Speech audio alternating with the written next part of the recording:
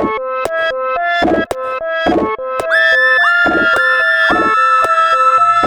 Helen. And I'm Liz. And we're sisters, Scientists. and lifelong X-Files fans. And this is We Want to Believe. All right. Welcome back. Today we're going to be talking about the episode Eve, but first we have a few updates. First update is, as long as we can, we are going to share listener paranormal stories, and also, to help you picture it, what actor they would like to play them if Mulder and Scully investigated this event in their life. Did the story we have, did they? In a sense. You'll see. Okay. But I have a couple banked now, and one Perfect. of them does have an actor attached. Awesome. That came out more impressive than it is. And we're going to do that at the end of the episode. So we'll be sharing one at the end of each episode for as long as we can. Yeah. So as long keep as we sending have them stories. Yeah. And then I have an update about something I referenced a couple episodes ago. I believe I said, just remind me Minotaur. Yeah. So I've got a Minotaur-based update. So, okay. I didn't think there were many updates on Minotaurs these There's days. been major advancements in Minotaur science. All right. So first of all, this comes sort of from my husband, Adam, who is a historian. Anything that I say that is wrong is 100% on me and not on him. In fact, he and I discussed this because I remembered him telling me about it a while ago. And so then I was like, all right, cool, let me say this back, make sure I have it right. And he's like, well, let me look at my notes, let's get it exact. And I was Wow. like, no, that's fine. It's fine. And also that was like 2 weeks ago, and I don't super remember it that well. But So what you're saying is that you're probably going to have another Minotaur update next week. breaking Minotaur news at the start of every podcast. No, I just might be a little bit more vague than I want to. Okay. I imagine Adam will listen to this and just cringe, but we'll see. So here's the deal. In the 1800s, there was this dude who was sort of an amateur archaeologist. Ugh. You're probably wondering what his name is. I couldn't tell you. Thomas Jefferson. Definitely not. I would have remembered his name. Okay.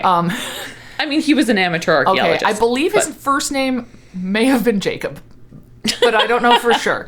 Okay. So, So he actually did some stuff. I mean, he was independently wealthy and was like, I'm going to go dig. But he had this theory that, so the ancient Greeks, they had this legend of King Minos who had a minotaur, and the people would have to, donate's not quite the right word, give them children to, go into the labyrinth and, face the minotaur, be eaten by him. I'm not totally clear what was going on there, but it was bad for the children. Sure. And so this was just this legend in ancient Greece. And then eventually somebody goes and fights the minotaur and kills him. Can't think of his name right now. Adam knew it. We talked about it. Hercules. No. All right. I feel pretty confident it wasn't Hercules, though not 100% sure. No, I don't think somebody else that you would have heard of. Yeah. Greek guy. Yeah. So anyhow, this was just this legend. Oh, there was this society. They're on an island and whatever. But it was a legend. But there was some evidence that maybe it was inspired by something else, like something real. And this dude, possibly Jacob, in the 1800s, had done research and thought, I think we could maybe find the remains of this civilization on Crete. Okay. And so he went to Crete, and they had some digs, and they found stuff, and they found this ancient, what we call the Minoan civilization, which it's only called the Minoans because of the legend of King Minos. That's not what they called themselves or anything. Right. And that was, Adam wanted me to be clear to stress this, Minoans are way far back compared to ancient Greeks. Ancient Greeks are Minoans seem as distant to them as ancient Greeks do to us. I'm not sure if that's exactly true numerically, but, approximately. Yeah. So Minoans, crazy old and really into bulls. My phrasing. Not but, lots of, bull art and bull... Music. So, yes. And bull... Pottery. Yes. Yes, you name it. Now, I don't... Yeah, I mean, lots... So it was the seeds of this, what became a legend, came from, hey, there was this civilization on Crete who was like super into bulls and was very powerful. Cool. And there's no evidence that they like had bull-human hybrids or anything. No actual like minotaurs in their legends. They were just into bulls. And then it's like the Greeks sort of had it become a minotaur. Anyway, so that was the deal. Okay. And that's what I wanted to bring up, is like this idea that like stuff that is legend might have come from something real. Sure. Because there's also this idea that possibly the legend of Atlantis could have been inspired by Crete as well, because how their civilization got destroyed is there was this big eruption. Some volcano erupted. Okay. And so then there were these huge waves, and the waves basically flooded this island so badly that it just like permanently damaged them and they never became powerful again. Huh. Interesting. So, is that coming from Adam as well? Yes. Okay. Yes. Although I consider him a reliable source. He is a reliable source. If I got anything wrong, again, the error is on me. Yeah. Yeah. No, we won't hold it against Adam. No. I know better. We're going to hold against him the fact that he doesn't believe in my ability to learn to dunk a basketball. Nothing else. Nothing else. Let's see. Any other updates? I appreciate that story. Yeah. Very nice. No, I don't think any other updates. I think we're good. Okay. Let's talk X-Files. Well, I am super excited because this is one of my favorite episodes. It's so good. It's so good. It's so creepy. Yeah. So the episode is Eve, and it starts in Greenwich, Connecticut. And we see a little girl standing outside holding a very creepy bunny stuffed animal. Yeah. I don't know why it was creepy to me, but it was too large. I don't know. I didn't note it as creepy, to be honest. Maybe just the way she was. Maybe because you know. Yeah, maybe because I know. And some neighbors see her standing there, and so they go up and, are inquiring, why are you outside by yourself on the street? And she says her dad needed time alone. Yeah. And so the neighbors, I would also like to point out, are in jogging suits, which is great. Yeah, like full track suits. Yeah. And so the guy is like, well, I think he's had enough time to himself now, and goes in the backyard and sees the dad sitting on the swing, and he is dead with puncture wounds on his neck. And there's that plinky, creepy music that I love that we first heard in the episode Squeeze. Yes. And then opening theme. Such a bait and switch. Like this whole episode. Like, oh man, so good. Yeah, so you're thinking maybe vampires. Right. And this poor little girl. Yep. And yeah. Yep. And so then we see Mulder talking about exsanguination with Scully and talking about cattle mutilations and, finding these different people who've been exsanguinated or, bled out. Yeah, 75% blood loss the man had, Mulder says. And he also had digitalis found in him, which is a poison. And I just want to say this whole scene, I didn't realize, we talked in the bonus episode about my favorite episode, Bad Blood. Yeah. This whole scene is totally mimicked and sort of made fun of in the episode Bad Blood. Yeah. Exsanguination, the 2 small puncture wounds in the neck. Yes. Like, this is just directly mocked in Bad Blood. So it was nice to see it there and be like, oh, okay. Yeah. Oh, and I have some digitalis stuff to say at some point. Oh, why don't you say it now? Great. So Mulder mentions it then, and it also gets brought up multiple times in the episode that it is sweet tasting. Mm-hmm. I'm drinking an iced tea right now, and it's sweet. And it was also on the house from the tea place I went to, and now I'm like, That's not what I had to say, though. So digitalis comes from foxglove, which also gets mentioned in the episode. Foxglove is one of my tattoos. Oh, yeah, that's right. That guy. All those. Oh, yeah. I have a bunch of flower tattoos on my shoulder. And I got the tattoos because in Amsterdam, there's a really fantastic botanical garden, the Hortus Botanicus, and I was getting a series of Dutch-themed tattoos, so I got 3 types of flowers that they have there. And what I like about Foxglove is when we go to the Hortus Botanicus, we always get the same guide, and I really wanted to bring up our guide because his name is Oscar Mulder. Oh my God! Yeah, I think Mulder is actually a Dutch name. Oh, really? Yeah. Oh, whoa. Yeah, there's you see that as like a root in some things, or like similar type words. Like there's like a Moudersport or something instead of Mulder, but with an I instead of an L. And like, yeah, so Oscar Mulder. Okay. That's fantastic. And he's such a weird dude. So awesome, but strange and hilarious. And the Hortus Botanicus is hundreds of years old, and they have this garden that used to be used for the medical students. And so he kind of takes us through and he shows us all these plants that can be used medicinally, and talks about how in so small amounts they can be good, in other amounts they can kill people, and they can be used as poison. And so he brings up foxglove, and it really, really stood out to me the way he said that foxglove, the poison from it you get is sweet. Yeah. And so, one day the wife says, "Oh, another cup of tea, my dear." and so Adam and I say that to each other a lot. And that, I don't remember what year it was that he said that, but then another year, after I'd gotten the tattoo, I mentioned it to him, and I said, "I remember you said this," and he just kind of nodded and said, "Oh yes, standard foxglove joke." So that's what I wanted to bring up. I was so excited to hear about digitalis, because I was like, "Another cup of tea, my dear. I know this." That's awesome. Yeah. Mulder thinks aliens, of course. Yeah, another switch. Like, such a good episode. But so now we see him kind of thinking aliens could be involved. Yes. So they go to Connecticut, and the girl who had been standing on the sidewalk, Tina, which later, when I was looking up information about this episode, I saw that it's spelled, for whatever reason, her character's name is Teena. Why? Yeah. Father. Yeah. I don't know. I looked up this episode and found, because I was like, that actress who plays the little girl, she's familiar. I've seen her in stuff. No.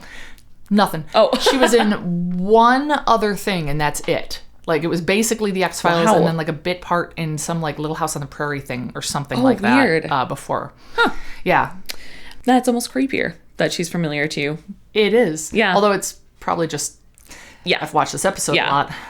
And so she doesn't have a family, so she's awaiting foster care. And she's in like an orphanage. Yeah, or a group home of some sort. And so there's a woman there who seems nice that's taking care of her. And they question her, and of course Mulder is asking some rather leading questions. Yes. Which leads her to say something about how there was red lightning. Yeah. And that the men from the clouds were after my dad. They wanted to exsanguinate him. Yes.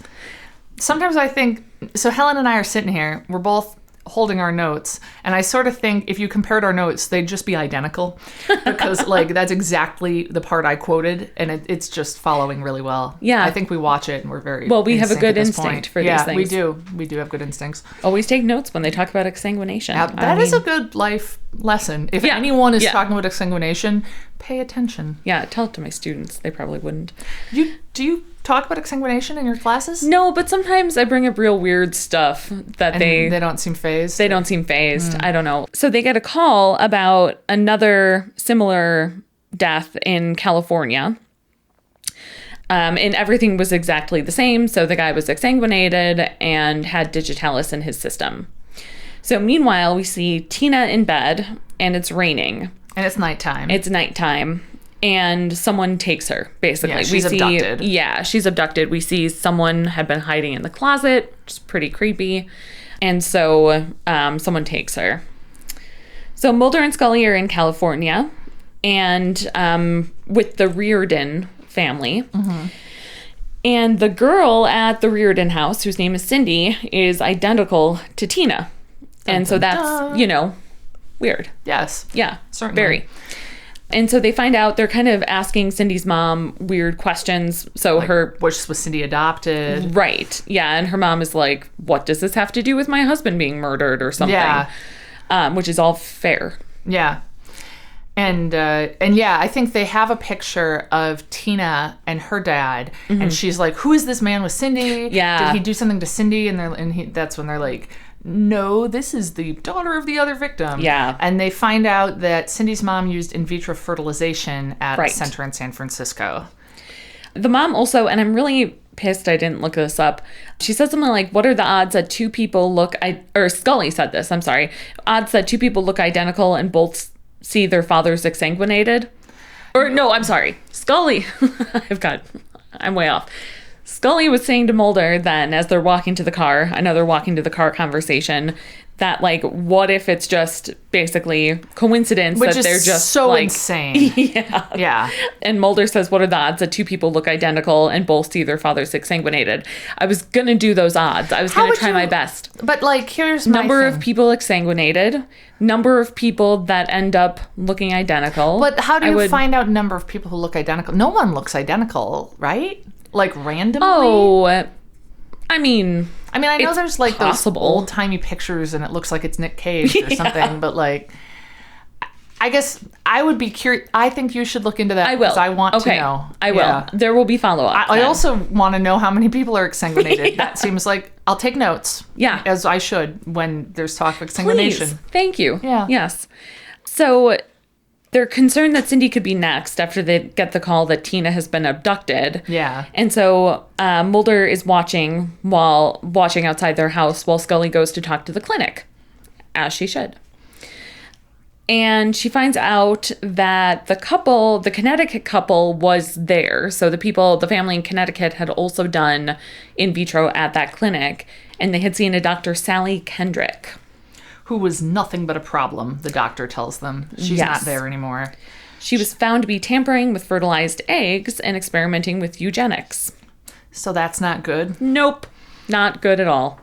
And she then disappeared. Mulder then gets a phone call as they're talking in the hotel room later that night and ushers Scully out of the room. And then we see him meet with Deep Throat, Yes. which I had totally forgotten about. Me too. I had no idea he was going to be in this episode. No. And Scully was like, why are you rushing me out of here? Do you have a girl coming over? And Mulder's like, what's a girl? Yeah. Or something.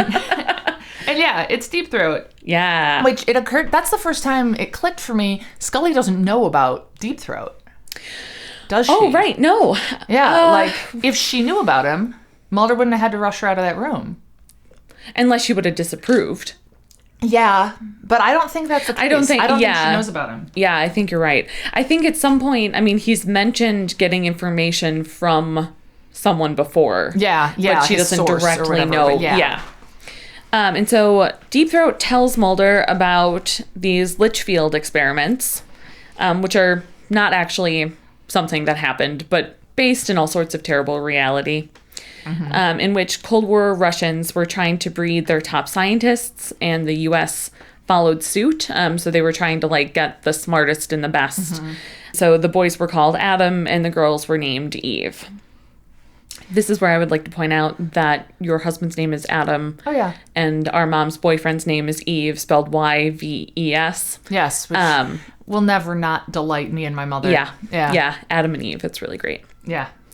So Deep Throat gets them into some sort of prison of some sort to see Eve 6. And I'll just pause for a moment to say, if you've heard of Eve 6, the band from the 90s, I think I was talking recently about the guy from Eve 6 is on Twitter, and he's really funny. Oh, really? Yeah, he has this funny, self-deprecating sense of humor and talks shit about famous people, and it's awesome. But yeah, they did that Inside Out song with nobody wants me to sing it. So no. We can all want to put my the Heart in a Blender song. Want to put my tender heart in a blender. Watch it spin around to a beautiful oblivion. Rendezvous. Then I'm through with you. Yeah. Weird. Yeah. And that they took their name from this episode. Yeah. Oh, funny. Yeah. So they go in to see Eve 6. So one of the original Eves that was created during the Litchfield experiments. And dun dun dun, it looks like Sally Kendrick. Yep, identically. Man. She's creepy. So creepy. And again, as I think we mentioned in the last episode, this is the woman who plays Frasier's agent Bibi on Frasier. And I don't know. I think she's such a great actress. She's so compelling. Yeah. And I thought she was British on Frasier. Doesn't she do a British accent? Because she doesn't here. Maybe. So I'm not sure. I didn't look into anything about didn't that either. actress. So I don't know which was real. But yeah, she's a delight. Neither of them were real, Liz. I meant which accent. I know. Well, Eve 6 is real, but Frasier is just pretend. Yeah, it's clearly some sort of psychiatric facility. She's wearing a straitjacket of some sort. She's on her bed. Talks about biting the eyes of one of the security guards. Yes. It's all extremely unsettling. Yeah. And she's got pictures on her wall of her and a bunch of younger Eves, a bunch of her sisters or whatever, and they look like the little girls. Yes. Cindy and Tina. And this is where Eve 6 says that the Eves have 56 chromosomes. And is this just utter nonsense? Oh, I have so much. Like such, because she starts by saying, we're very bright, we Eves. I could top 265, talking about her IQ. Right. Which, for reference, according to some article in Reader's Digest, the highest ever recorded IQ was somebody of 263. Marilyn Vos Savant, who had an advice column for a while, and I recall hating her, but I no longer recall why. I'll trust you. She also got a bunch of angry mail when she posted about the Monty Hall problem. You know, really? Yeah, because she had the correct solution and people didn't believe her. Anyway, she's really, really freakishly smart and has an IQ of 228. And then I also just wanted to say IQ has been sort of debunked anyway. Yeah. It's super biased and not a great measure of anything. And oh man, have you listened to My Year in Mensa yet? Oh my God, no, and I need a new podcast. You have to. It's so entertaining. Jamie Loftus, she's a reporter. She qualifies. She does an IQ test to get into Mensa and spends a year in it and like reports from the inside. And it's just delightful. It's everything I've heard about people in Mensa does not make me feel positively about them. No, there's a lot of strange right-wing sorts of things that I had no idea. Ooh. Yeah, but the podcast is very entertaining. That sounds awesome. So yeah, My Year in Mensa. Okay. So the Eves apparently have 46 chromosomes. 56. 56, yeah. Which, right. 46 is what we want. Like, how does... Oh, that doesn't make any sense to me. No, I'm gonna... Okay. Can I go on my whole big thing? Please, go on your big thing. Right. It's time for Helen to go on her whole big thing. Ooh. There should be... That's the theme. All right. So let's talk chromosomes. And aneuploidy, which means an abnormal number of chromosomes. Oh my God. I remember from high school bio, polyploidy. Because strawberries that are really big are likely polyploidy. Oh, really? That is all I know. Oh. When I see a great big strawberry, I know that. Like the kind that kind of has like multiple strawberries. Oh, those are good. Yeah. Well, I feel like sometimes they can be a little bland. Sometimes it's the smaller ones. All right. So anyway, go on your big thing. Well, much like strawberries. So humans have, most humans have 46 chromosomes. Okay. So that is 23 What is a pairs. chromosome? Ooh, what is a chromosome? Why let's don't start we there. tell... I, of course, know, but let's tell the listeners. Sure, right? Sure, yeah. No, I don't know. Well, I don't. As you know... Wait, hang on. Can I guess? Yeah. Is it like... Okay, so DNA. Uh-huh. Probably involved. Yep. Wait, is this the marshmallow thing? What? With like AGTC? I did this again in high school bio. Thank you, Mr. Ludd. I retained little bits and pieces. We did this thing where we were like... You were probably making a model of DNA. I guess, but there were like those multicolored mini marshmallows, and each of the different colors represented a different like base adenine. pair. Yeah. Yeah. And so we'd have to pair them together and make this like chain with like toothpicks and marshmallows, and I ate a bunch of them. So whenever people talk about those base pairs, I taste mini marshmallows. Oh, interesting. Yeah. Cool. Anyhow, is that? No. Well, that's DNA. That's DNA. Okay. So DNA is made of 4 nitrogenous base pairs. And those are the marshmallows. Cytosine, thymine, and guanine. Yes. Those are the marshmallows. Okay. And then DNA will condense and wrap around proteins called histones. Okay. And form structures, these like condensed structures, and that's a chromosome. Okay. And so chromosomes can also be mapped. So we know like, well, this section of the chromosome codes for this gene. Okay. So... And we have 46 of them. Right. Yeah. In most every people do. cell? Almost. Okay. So 46 in all of our somatic cells. And then we have 23 in the like eggs and sperm. Yeah. Yes. Yes. It's all coming back to me now. It's so like we have Celine Dion. All right. I think she wrote that about biology. Yeah. I'd like that. I'd like to change that to be my intro for me going off on a tangent. I like that. Instead. Yeah. Because it's what my students will then say once they... someday. It's all coming back to them. Yeah. Anyway, so we have 23 pairs of chromosomes, typically.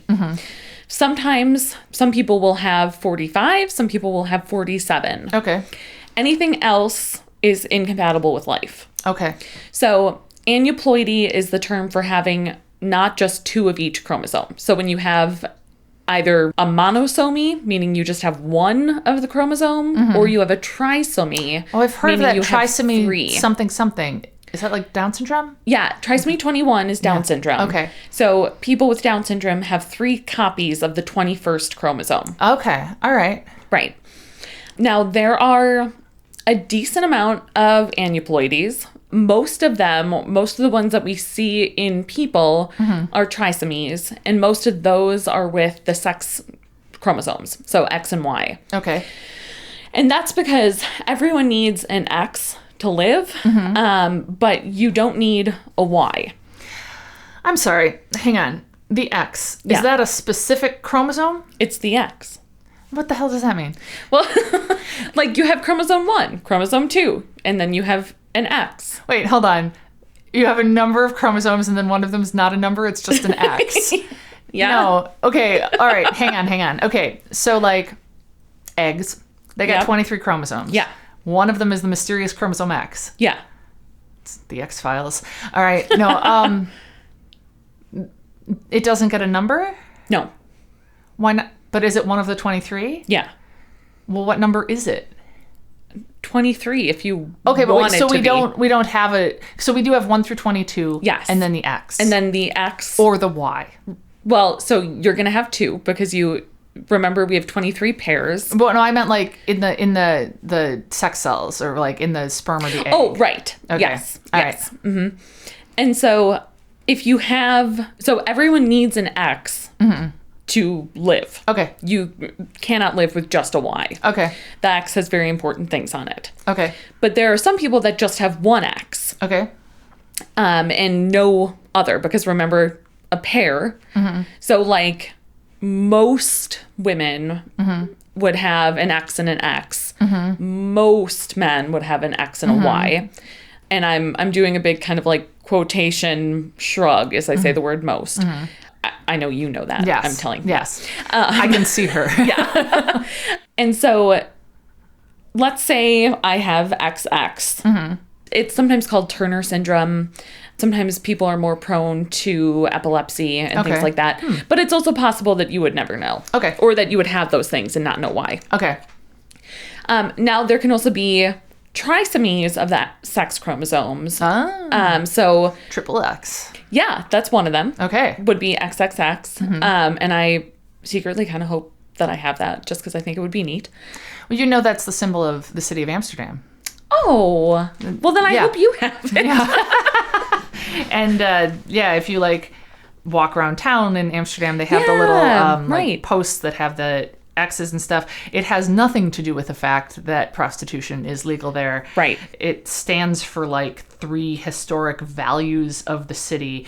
Oh, interesting. I can never remember what they are. They are, there are some theories, but they're, I think the best theory, I guess, yeah, it's not really clear. Yeah, I'm just kind of looking at it now. The main thing is it's not because of like the red light district.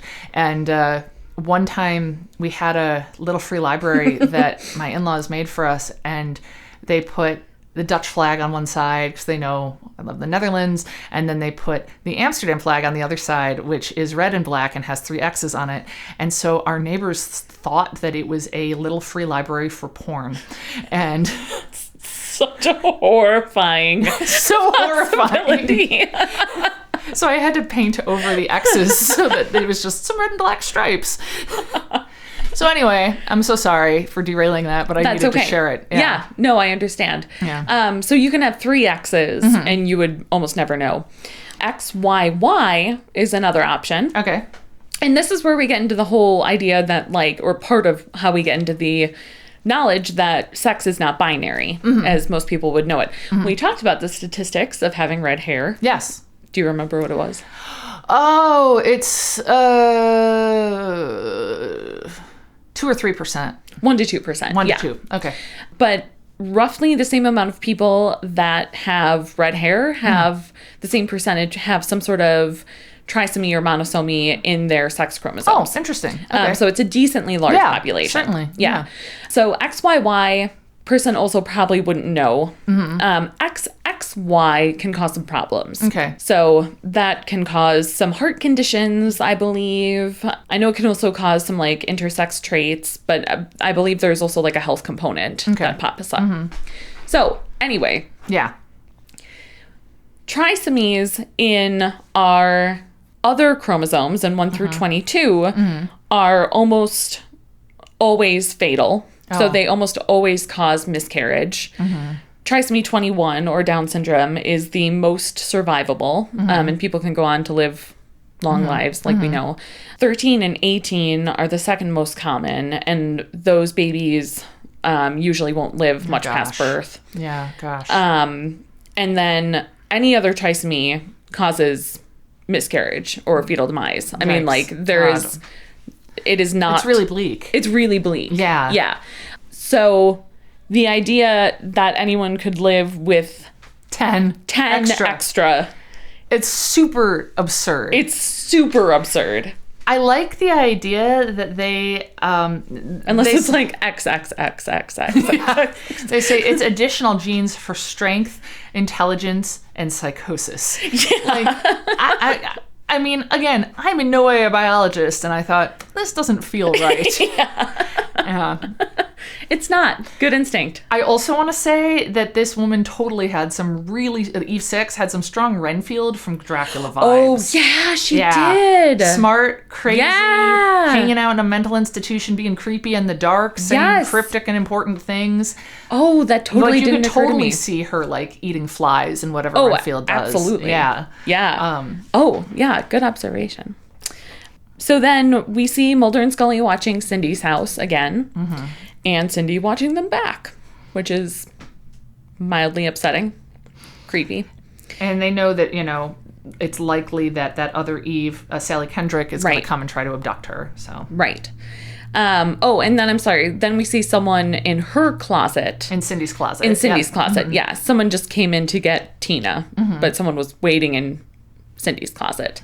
And so Mulder and Scully go in, and it's an Eve, one of them. So we see adult Eve take little Eve, or Cindy, to a hotel where Tina Eve is waiting. And she introduces them. Yep. And they don't seem overly surprised. Nope. Like, yep, that's another one of me.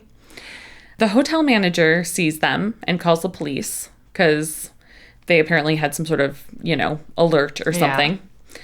So we see them sitting at the kitchen table, and Eve is telling the girls about the project, the Litchfield experiments, and says that she tried to use her work at the clinic to fix flaws in the genes. And we find out that somehow Cindy and Tina had learned of each other and murdered their fathers. Yeah, Sally says that she's very disappointed in the girls because Sally thought that the psychotic and homicidal behavior didn't start until in the older teens. And these girls are 8, and they're already psychotic and homicidal. Yes. And how did they know to each do that? They say stuff like, we just knew. Yeah. And she says she took them because she was raised by a geneticist who knew what she was. And so given the proper environment, she was able to be less psychotic than the others. And that's when she starts shaking and convulsing, and the girls start laughing. Because they've poisoned her too. Yeah. You know what I don't believe is addressed is where they got digitalis. Maybe there was foxglove in both their yards. Right, but how would they extract enough to... know. Yeah. Yeah. Maybe... And it was like 1993 or 4, so it's not like they could go on the internet and buy it. And also, can 8-year-olds go on the internet and buy poison nowadays? Probably not. Easily. 8-year-olds? Well, I will say when William was 6, suddenly this giant... And I mean like 3-foot by 2-foot box showed up on our doorstep. Of poison. Of chalk. He had bought accidentally on Amazon $50 worth of chalk. And he was like, I thought I was just saving it for later. I was like, that's no. awesome. No, you bought it. So I think if he was homicidal and wanted to buy digitalis, I wouldn't put it past him. All right. He's 7. Yeah. Almost okay. 8. All right. Yeah. Well, I mean, how easy is it? Well, it's okay. We can keep talking. Yeah. How easy is it to buy poison? Yeah. I don't know. I'll tell you that I needed some brucellosis, which is a bacterium, some DNA for research. And brucellosis can be used as a biological terrorism agent. Mm-hmm. And it is like straight up impossible to buy DNA of that. Yeah. So hard, I hope. Yeah. I will say I was trying to Google digitalis, but I accidentally Googled dogitalis, which is a cute idea. Little foxglove plants with greyhounds sticking out of them. Oh, the snout. Yeah. When you try to say, I want to buy digitalis, what you see is the ability to buy foxglove plants. Okay. Yeah. And I feel like, should I keep searching? No. Do I want that in my search history? Really trying to buy poison? Yeah. No. I don't. Anyway. No. So yeah, when Scully and Mulder get there, the girls are saying it's like a full-on Jonestown thing, that the adult Eve, Sally Kendrick, was like gonna make them all 3 drink and all get poisoned, and they're, acting very shaken up and everything. Right. Yeah. Yeah. And so Mulder and Scully don't believe these 8-year-old girls are homicidal, which is fair of them. Mm-hmm. And so they take them, and it's clear they're like gonna be nice, and yeah, and Mulder and Scully are like, we'll take responsibility for them, we'll bring them. I think they're gonna bring them back to the Reardons, maybe. I'm not clear on that, but Mulder and Scully are taking them, and I note that the cop on the scene who was gonna take them just says, okay, whatever. And I feel like, is that the level of care we have for like 2 8-year-olds, or just like whatever? Oh God. Anyway, I didn't catch that. Yeah.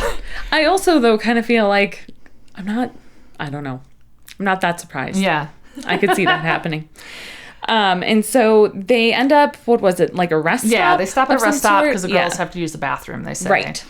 And Scully goes in with them, and they end up getting food, right? They're going to get drinks. And so Mulder was going to go get drinks for everyone and says he's going to buy 4 diet sodas. And I'm thinking, why would you buy Diet Pop for children? Well, like, I know you used to drink it, but that was because Mom liked it and you tried it and liked it. Oh, yeah, why would anyone assume 2 8-year-olds, hey, let's get them Diet Pop? Why would anyone get 2 8-year-olds? Yeah. Yeah. I mean, Mulder isn't a parent. He's not thinking about putting the girls to bed in like half an hour. I mean, I thought it was more surprising that Mulder wanted diet soda. Yeah. I mean, why? I don't understand why anyone would want Diet Pop. I do still really I know you like it. Yeah. And I also know it's like full of chemicals. I mean, people are just into the taste of it. Alyssa's real into it. I like the taste of it. Diet Coke, to be clear, not any Diet Pop. I really hate it. But I get that some people just like the taste. Yeah. I like Crystal Light. I feel like that's probably full of chemicals. Yeah, I like that too. Crystal Light lemonade. Now, I have been letting my children drink that. So, I mean... What's the difference? Yeah, well, caffeine. That's why. That's the difference. No one needs to caffeinate your children. No. Anyhow, Mulder gets these drinks and says... oh, this is too sweet. This is supposed to be diet. Because he's getting 2 diets for him and Scully and 2 regulars for the girls then. And it's like... so then he did get he was going to get 4, and the girls are like, no, we want regular. They correct him. I forgot about that part. Yeah. I paid a lot of attention to the ordering of the pop for some reason. Probably because you knew it was coming. Yes, fair enough. So he pays, he gets the other 2 drinks. They're walking out with all 4 drinks, and it's so tense. It's like, are Mulder and Scully going to drink these clearly poisoned drinks that the 2 kids got? Yeah. And Scully keeps like almost drinking it. Yeah. And Mulder has to go back inside to get his keys because he left them on the table, and so they can get going. And then it's like, Scully's out there with the girls. They're getting in the car. And Mulder notices at the table that they've been sitting at that there's like a green ring, which... I have no idea if that is a normal thing of poison. I forgot to look it up. Same. Like, I mean, it certainly seems like a bad sign. Yeah. So he just stops Scully in time. Yeah. And whispers to her about poison. Yeah. the girls run off. They're at this truck stop, so Yeah. there's like big semis everywhere. It's dark. It's easy for them to hide.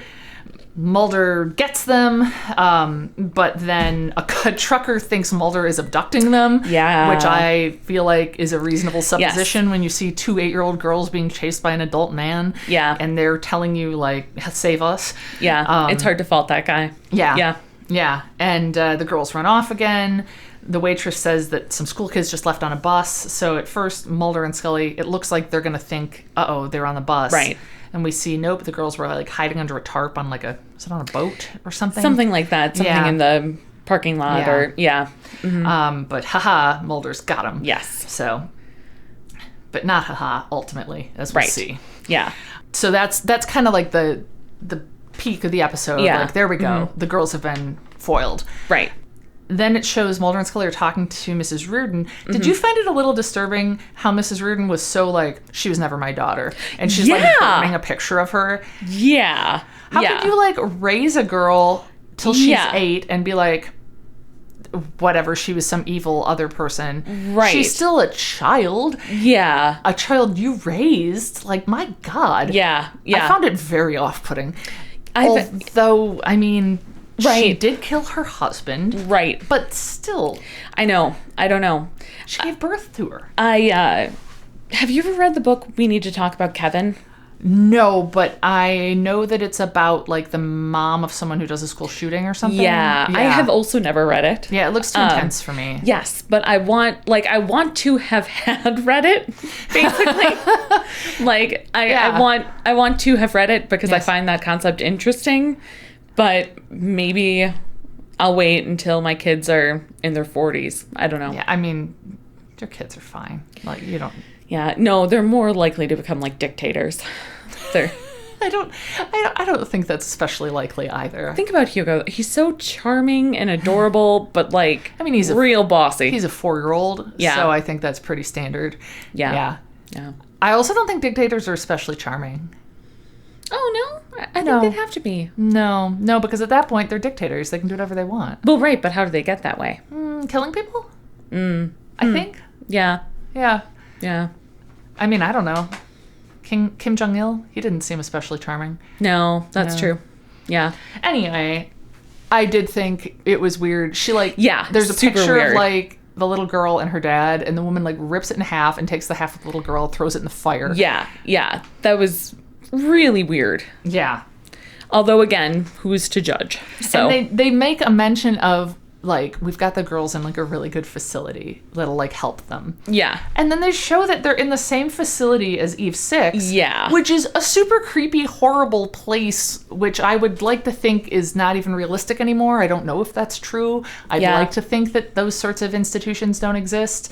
Because it's all dark and creepy and... Well, it also seemed like it was kind of off the grid. Like it yeah, seemed like the way that that's Deep Throat was talking true. about it, it That didn't. is such a good point. Right. Yeah. It didn't seem like just a typical facility. Yeah. Although I'm sure there are terrible ones. Yeah, like I that. mean, I'm And, sure. I mean, like, I'm sure you're right. Yeah. there's even Mendota in Madison, Mm-hmm. which, like, I mean, that has held some really terrible people. Really? Oh yeah, that's where Ed Gein was Oh my held. God, are you kidding? No. I had no idea. Yeah. Ooh.